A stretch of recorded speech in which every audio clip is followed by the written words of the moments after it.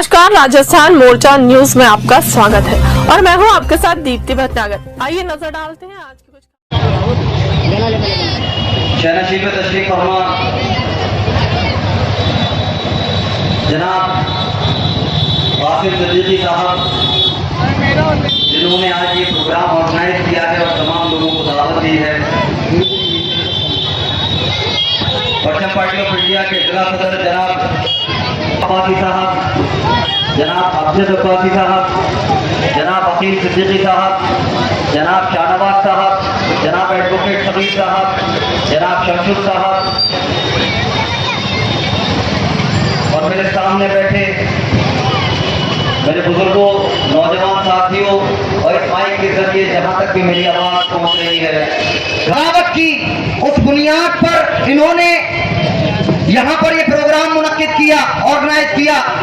लेकिन Parcham party of India Kasim Siddiqui साहब के इस तमाम मौजू के ऊपर यहाँ पर नहीं आई है, बल्कि परचम पार्टी ऑफ इंडिया इस बुनियाद पर यहाँ पर आई है। और ये गरीब आपके सामने जो बोल रहा है वो इस बुनियाद पर बोल रहा है कि कासिम सिद्दीकी साहब ने जो कौमियत की बुनियाद पर कौम को मुत्तहिद करने की बात की, उसकी हमने तायीद की और इस बुनियाद पर हम आपके सामने यहाँ पर खड़े हैं। और इसी बुनियाद पर कासिम सिद्दीकी साहब या फिरोजाबाद में कोई भी भाई अगर कौम को जोड़ने की बात करता है, कौम के इत्तेहाद की बात करता है, तो हम उसके साथ खड़े हैं, शाना बशाना खड़े हैं।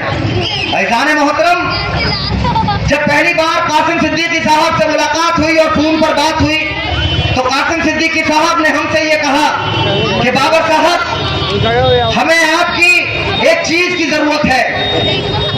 ने पूछा किस चीज की जरूरत है?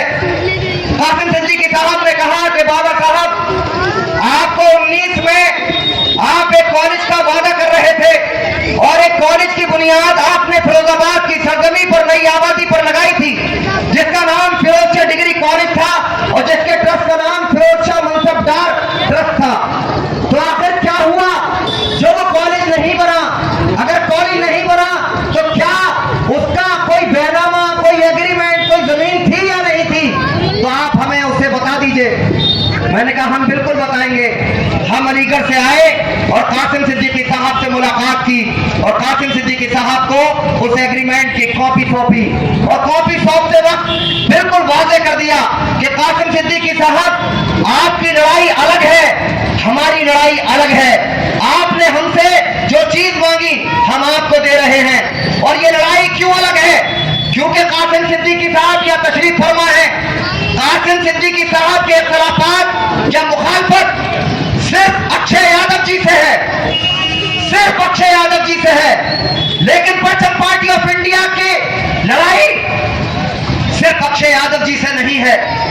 वो इसलिए नहीं है क्योंकि परचम पार्टी ऑफ इंडिया के नजदीक अक्षय यादव जी तो सिर्फ एक कॉलेज मांगा था, उन बच्चियों के लिए कॉलेज मांगा था, उन माँ उन बहन बेटियों के लिए कॉलेज मांगा था जो एमजी रोड पर 12th क्लास के बाद एडमिशन कराने जाती हैं और वहां पर उन्हें बेइज्जत किया जाता है, वहां पर उनकी तकलीफ की जाती है, वहां पर उन्हें हर तरीके से तंग किया जाता है।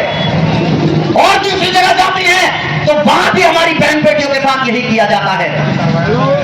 एसआर के इंटर कॉलेज में हमारी बहनों का नकाब उतारकर उनके चेहरों को देखा जाता है।